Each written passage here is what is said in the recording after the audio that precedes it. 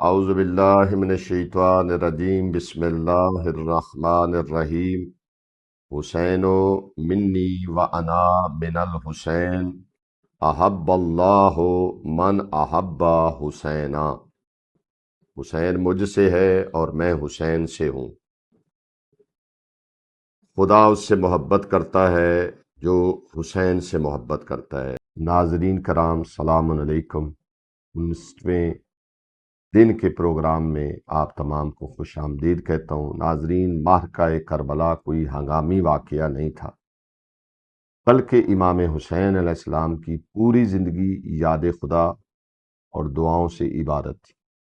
آج ہم کتاب کے صفحات 176 اور 177 کے مطابق آپ کی نمازوں کی قنوت اور صبح و شام کی دعاؤں کا تذکرہ کریں۔ ناظرین کرام، کتاب کے صفحہ 176 کے مطابق امام حسین علیہ السلام کے اقوال اور دعائیں روزمرہ کے نظام زندگی کا حصہ تھی۔ آپ علیہ السلام مختلف نمازوں میں جو قنوت پڑھا کرتے تھے، ان میں سے ایک کے الفاظ یہ ہیں، جس کا ترجمہ پیش کیا جا رہا ہے، یعنی خداوندا تیری ہی طرف سے انعام و احسان کی ابتدا ہے، اور جو کچھ مشیت اور طاقت و قوت ہے وہ صرف تیری ہی ہے۔ اسی طرح صفحہ 177 پر آپ علیہ السلام کی ایک اور خوبصورت قنوت درج ہے، جس میں آپ علیہ السلام فرماتے ہیں، اگر کوئی کسی کی طرف پناہ خداوندا اگر کوئی کسی کی طرف پناہ لیتا ہے تو لے، میرا پناہ دینے والا تو ہی ہے۔ اللہم من آوا الی ماوا، میرے اللہ اگر کوئی کسی کی طرف پناہ لیتا ہے تو لے، میرا پناہ دینے والا تو ہی ہے، میرا چہرہ صرف تیری ہی طرف ہے۔ صفحہ 178 کے مطابق امام علیہ السلام صبح و شام یہ دعا پڑھتے تھے کہ خداوندا میں تیرے سپرد کیے ہوئے نفس کو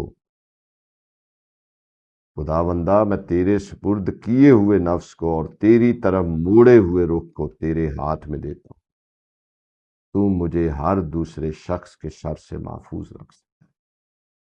یہ دعائیں ظاہر کرتی ہیں کہ آپ کا ہر لمحہ خالق کی مرضی کے تابع تھا۔ جو بھی مولا کا عمل تھا، جو بھی لمحات تھے، وہ سب خدا کی مرضی کے تابع تھے۔